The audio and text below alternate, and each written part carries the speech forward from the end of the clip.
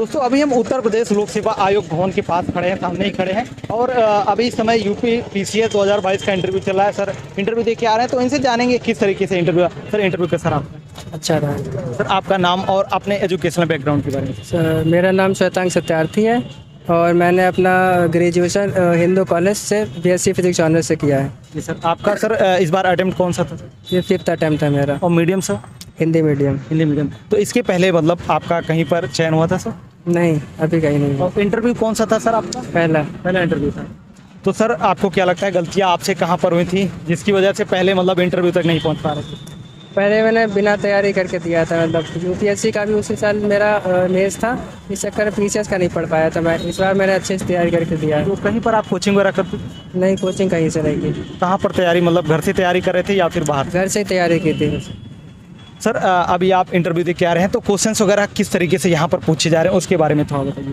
Question normally पूछे गए थे, जो उन्होंने पूछा वो मुझे आते, तो जो मेरा बेस्ट ऑफ लगे वैसे भी और क्या नॉर्मली पूछे गए थे। थोड़ा क्वेश्चंस वगैरह आप बता पाएँ क्योंकि बहुत सारे कैंडिडेट्स अभी इंटरव्यू देने आने वाले हैं इंटरव्यू देने के लिए इस बार, तो उनको थोड़ा हेल्प मिल जाएगी। सर क्वेश्चन बता पाएँ? क्वेश्चन नॉर्मली जैसे उन्हें एक पूछा था कि बिंदुसार और बिंबिसार में क्या अंतर है, ये पूछा था, और चंद्रगुप्त मौर्य के बारे में पूछा था, यही पूछे थे बस नॉर्मली। और बाकी जैसे कि करंट का कुछ क्वेश्चन पूछा गया था सर? करंट का तो नहीं कोई क्वेश्चन पूछा था। और यूपी या फिर आपके डिस्ट्रिक्ट से रिलेटेड कोई क्वेश्चन? डिस्ट्रिक्ट का नहीं पूछते हैं। आपका डिस्ट्रिक्ट सर? शाहजहाँपुर। शाहजहाँपुर। इसके अलावा आप कुछ क्वेश्चंस बता पाएँ हमारे व्यूअर्स को कि जैसे कि सिचुएशन वगैरह बहुत सारे कैंडिडेट्स को दी जाती है, तो आपको भी कुछ ऐसा सिचुएशन दिया गया था सर? सिचुएशन नहीं दिया गया था, सारे ऑप्शन सही क्वेश्चन पूछे गए थे। तो सर जैसे कि बहुत सारे क्वेश्चंस होते हैं तो मतलब कभी कभी क्या होता है कि बहुत सारे नॉर्मल क्वेश्चन होते हैं जो कि आपको आते रहते हैं और बहुत सारे ऐसे भी क्वेश्चंस होते हैं जहां पर आपको नो में जवाब देना पड़ता है, तो ऐसा कुछ क्वेश्चन आपसे पूछा गया था सर? नहीं, मतलब कठिन क्वेश्चन कोई आपको लगा वहाँ पे जो पूछा गया था? कुछ क्वेश्चन थे जो कुछ ज़्यादा ही फैक्चुअल थे, वो मुझे नहीं आते थे, तो कठिन तो नहीं कहेंगे, जिसको आता वो बता देगा, उसको नहीं आते नहीं बता पाएगा। सर जैसे कि बहुत सारे कैंडिडेट्स अभी प्रीलिम्स का एग्ज़ाम देने वाले हैं इस बार 2023 का, तो उसके लिए थोड़ा स्ट्रैटेजी बताइए कि क्या स्ट्रैटेजी होनी चाहिए?